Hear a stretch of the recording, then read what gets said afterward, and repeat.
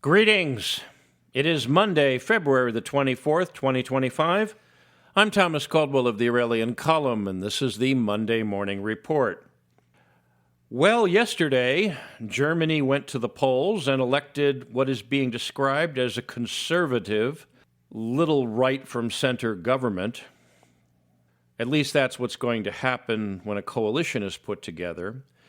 The big news is a party called the AfD, which is being billed as very extreme right-wing, but is effectively pretty much what the MAGA movement is here in the U.S.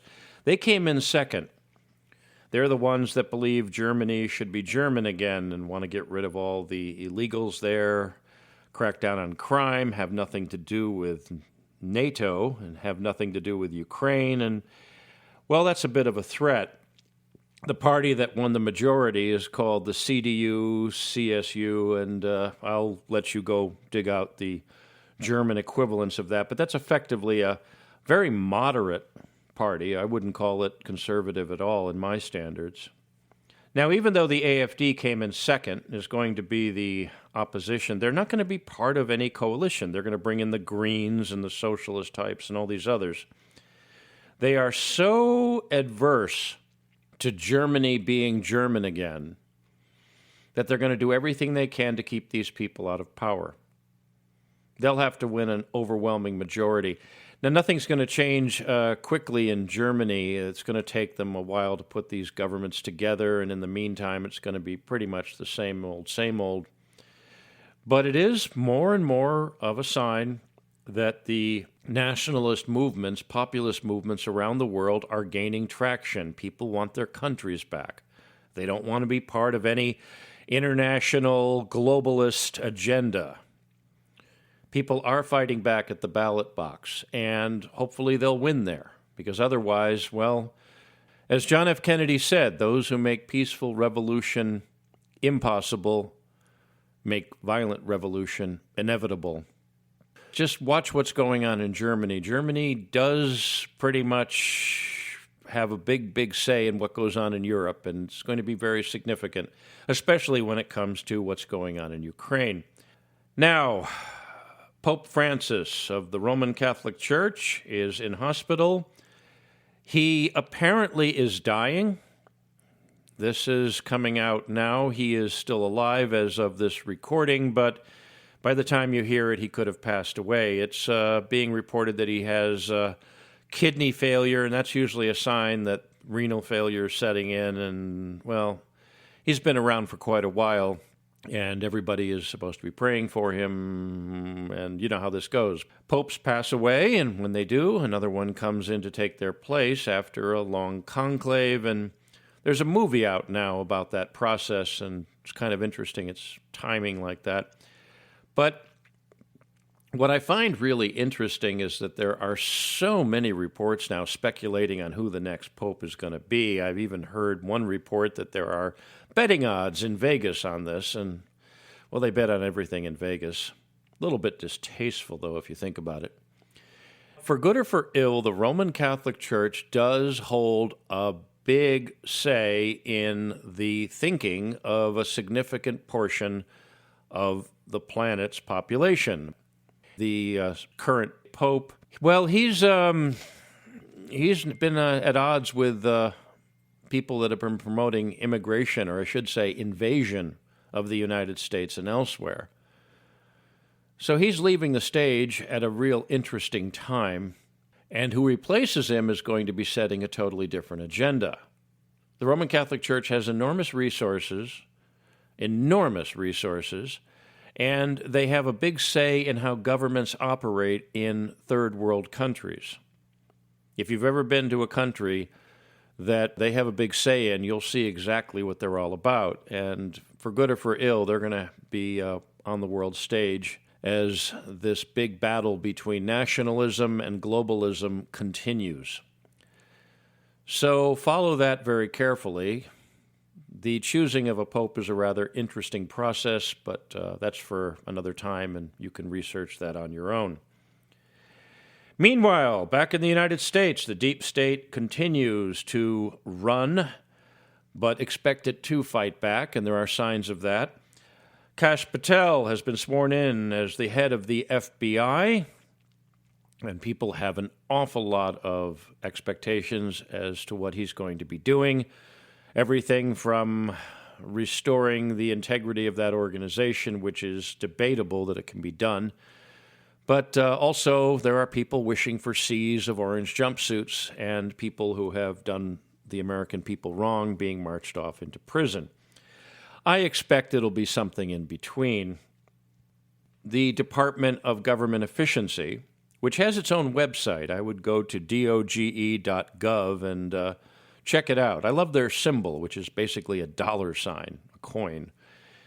Now, Elon Musk is beginning to butt heads with some members of the Trump administration. He put out an email request that everybody, basically in the federal employ, give a report as to what they've been doing for the past week.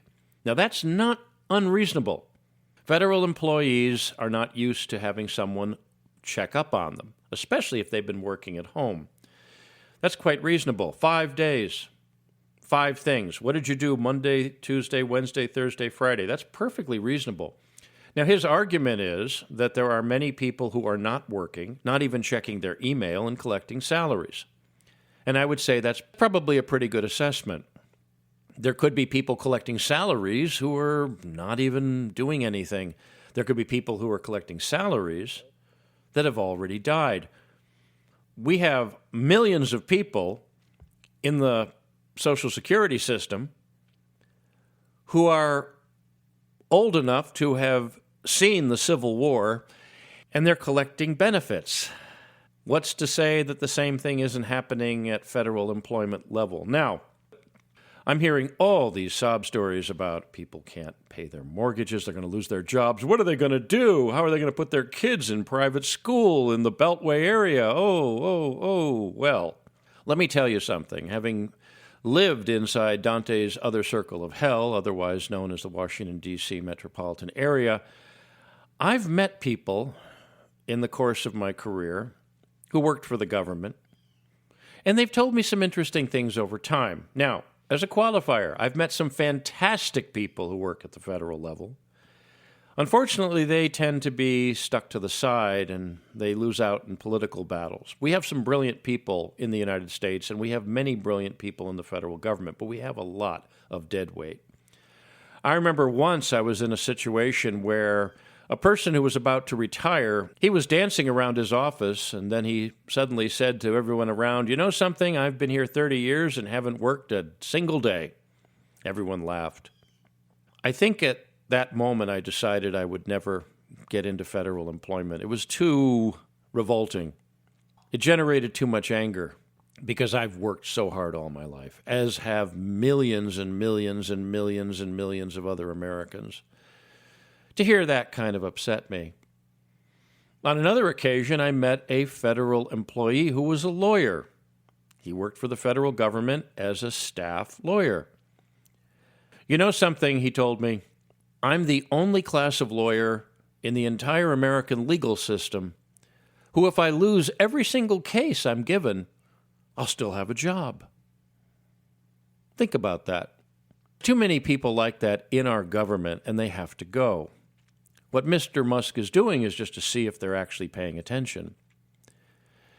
But there is some feedback behind the scenes I'm hearing about, and Mr. Musk, well, he's going to do a pretty good job initially, but I don't think he's going to be long doing this particular job. You're going to see DOGE get set up. He's going to go back to launching rockets to Mars, and we'll see that from there. But we are finding out the waste, the abuse, the fraud is much worse than even the most cynical of us thought.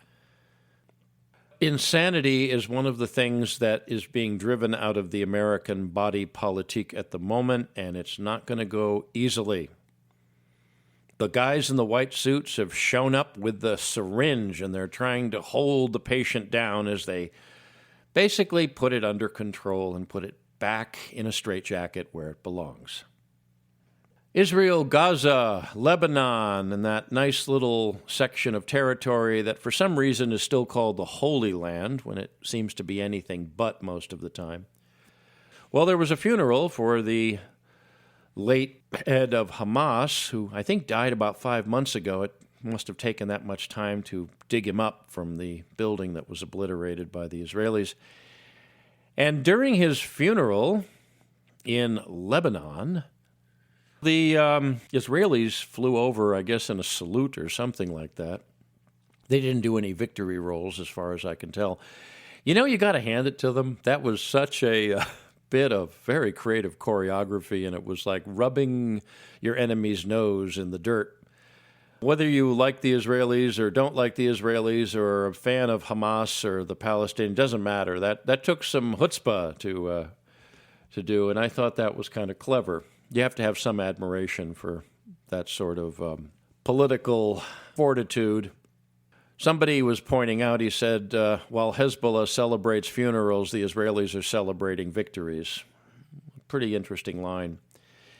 Now, I'm going to have to convey something to a lot of people who aren't going to want to hear this, especially if you've been out protesting what's been going on in Gaza for the last couple of years and all the death and all the horror and all the pain. Well, I have some news for you. The Palestinians have lost. The Israelis have won. Like it or not, it's over. Israelis are pretty much going to annex the West Bank. That seems to be a given. They're very patient, and they have been for their entire history, and they're going to annex the West Bank. The Palestinians have been pretty much driven from there anyways. They now have significant holdings in Syria. They're never going to give those up either. A lot of those places have biblical meaning for many Jews, and they're not going to give them up. They're not going to claim the territory anytime soon. They're just going to occupy it for a long time until no one cares. And Gaza's been blown to pieces. If you want to get scrap metal or old concrete, that's the place to go. That's not going to ever be anything like it was. The Israelis are going to build their canal. They're going to build their canal from the Red Sea through the southern part of their country, through Gaza. That's probably going to happen. Whether or not a Trump hotel and casino is going to be built there, well, that's for another time. We'll see that if it ever happens. But they lost. It's sad if you're pro-Palestinian, and it's happy if you're pro-Israeli, or if you don't want to take any side in that horrible conflict, you're just going to shrug your shoulders and say, well, that's the way it goes. The people in the Middle East, the governments in the Middle East have shown for decades they didn't care one bit about the fate of the Palestinians. They just used them as political pawns. The smart ones left a long time ago. What's going to happen to them? Well, eventually they're going to be dissipated throughout the world and throughout the Middle East, and a lot of them will probably just give up. It was all over for them on October 7th, 2023, when Hamas decided to attack Israel. No chance of taking it over, no chance of success, maybe grabbing some hostages and doing what? No long-term strategy of winning. They had a piece of territory that was all theirs. They could have turned it into a Singapore or a Hong Kong and made it a massive base of economic power, but no, they blew it. And somebody has to point that out. It's over for them. It doesn't matter how many people are protesting free Palestine at universities or in the street, or how many Chinese manufactured Palestinian flags they're flying here and there. They're done. No one's going to come to their aid. The Israelis won. The Israelis also have a very Zionist-focused administration in the White House right now. Trump and his people are all super pro-Israel, far more than Biden was. And Israel's going to get anything it asks for. Guaranteed. So it's best that they just turn the page on that sorry, miserable situation, because it's already been turned. Now, for the world's other nasty conflict, Ukraine. Zelensky says he's willing to step down if it means peace. Interesting. He's waiting a while to do that. Mr. Zelensky is what Americans call a dead man walking. He's either going to be killed or he's going to be exiled someplace. Granted, he has a few $billion stashed away, or maybe more than a few, and he will not want for anything if he survives. His money has been cut off from the United States. He said in an interview that he never got $300 billion from the U.S. It was only $100 billion. Only 100. What happened to the other 200? Where did that go? Well, if the FBI does their job, and originally the FBI was all about tracking money and tracking organized crime, maybe they'll find out where it went to and bring the perpetrators to justice and also recover some of that lost loot. But the Ukrainian war has been effectively over for a while. It's just more and more casualties are piling up. Trump and Putin definitely want to put an end to it all. And to remember, Iran is an ally of convenience for Russia. Given a choice of making peace with the United States or going into conflict with the United States to support Iran, well, I'm willing to bet no. Iran is a country you do not want to get into a war with because it would be a bloodbath, but it looks like it might be heading into a bit of isolation right now. The Ukrainian war has to be brought to an end. It is insane, and any European power that continues to push it arguably is committing crimes against humanity. That has to be put to an end. I do say that I think the human race is sick of war as it has traditionally been fought. In fact, I think it's sick of war, period. It's meaningless. It's useless. It makes a handful of people rich and a whole bunch of people dead. And everybody's beginning to see that now. Maybe that's a benefit of the internet. People are able to access information, in some cases real information, and decide, this is all stupid. We have better things to do with our resources, and we have better things to do with our young people than to get them killed off for nothing. Look for Mr. Zelensky to be gone at some point. I don't know what odds Vegas is putting on whether or not he's killed or he's exiled. I think it might be more the latter. There's talk about him possibly living out the rest of his life in Florida, which, kind of believable. Except I don't think Trump would let him into his neighborhood. Now, some things to look out for as we move ahead. First off, the mainstream media, the legacy media, they have the propaganda knob turned to maximum right now. I'm not going to name the networks, but if you go out there and you look at them, especially on some of the video platforms like YouTube, you'll see very, very well put together stories that are deceptive enough to be believable.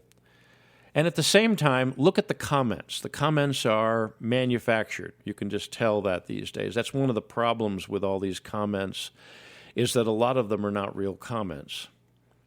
They're jokes, that they're bots, that they're AI, and I tend to think that's the case. The alternative media also has to be careful in what it gets, because I've seen an awful lot of rumors here and there. In fact, there's been a few that have been reported, but I'm not going to, report it as fact. But I am going to ask you to follow something, and I'm going to leave you with this. Remember Antifa, those people that were always marching in the street? The former President Biden said back in the day that it was just an idea, just a thought. Well, they seem to be up to something. I've been seeing all sorts of reports about, things that they're planning, things that they might be doing.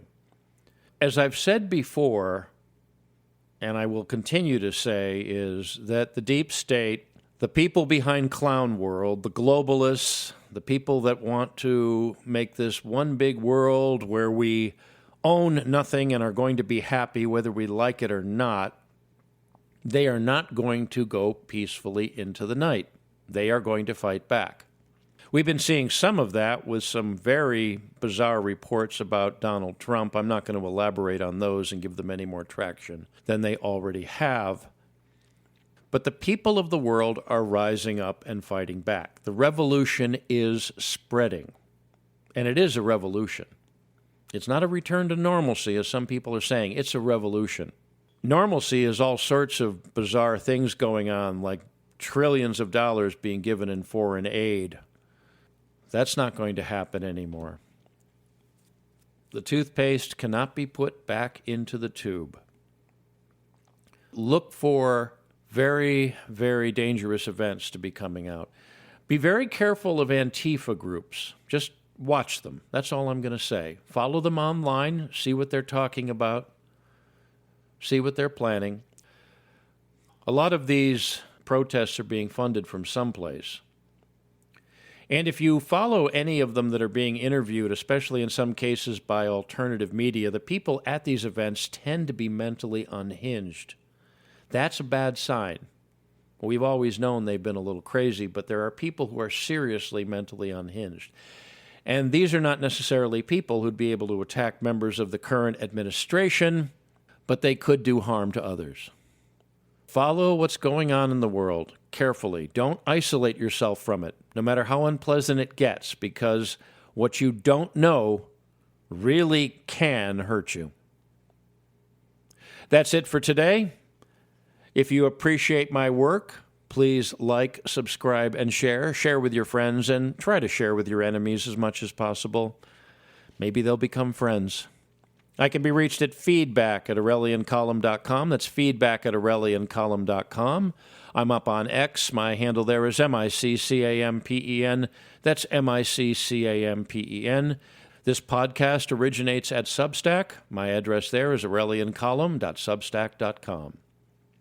Until we meet again, be good, be safe, be vigilant, and remember, Clown World and the Deep State must be destroyed. Good day.